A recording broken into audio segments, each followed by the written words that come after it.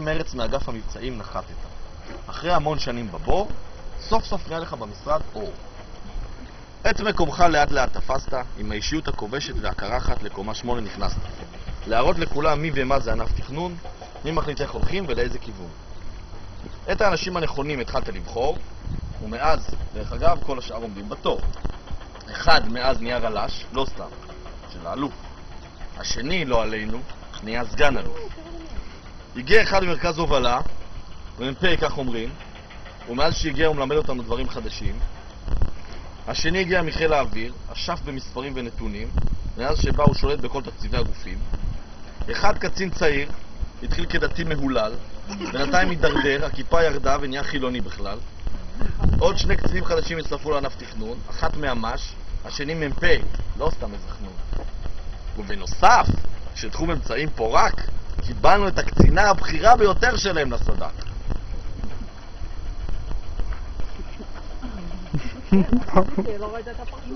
את ההרגלים שלך למדנו לאהוב עם הזמן. לא שהייתה ברירה, אתה יודע כמובן. בייחוד לזה שקרה בחדר המדרגות, אני מתכוון, איך עמדת וישנת מתחת לשלט, אסור להשאיר. עוד לא נשכח, והפעם קשור לאקלים. אולי זה בגלל שעות חדר הכושר שלך והאימונים, אבל ברגע שנכנסנו אליך למשרד, היה צריך ללבוש חרמונית ולשים מפזר חום ביד. שכחתי לציין עוד תכונה חשובה שאותנו במשך כל השנים ליוותה. זה הכתב המדהים, המסודר להפליא, שמי שהצליח לקרוא ישר הפך לסוג של נביא. השנים עברו, אירועים באו והלכו, פה תוכנית עבודה, שם תר"ש, אחד הלך פייפן, השני אוטוטו ממומש, מלחמה בלבנון, תרגילים לרוב, אנחנו היינו צריכים את הכל בסוף לכתוב. אחרי כמעט 3 שנים בתפקיד, המשאיר ענף תכנון מסודר להחריד, עם 70 רמ"דים ו60 חיילות, עם הרבה תיקים סגורים והמון עבודות. אתה הולך להיות רמ"ח תקציבים, בזרוע הכי גדולה של התפקיד. תקציב ענק של איזה 4.5 מיליארד. כיף, כיף.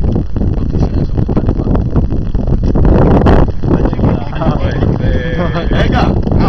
רגע, זה הפועל, זה היה כנף לסיכום. זה עכשיו לסיכום. מה אגיד לך בסוף כל המקמה? תעלה לקומה 16 למעשה, תהנה לך שמה.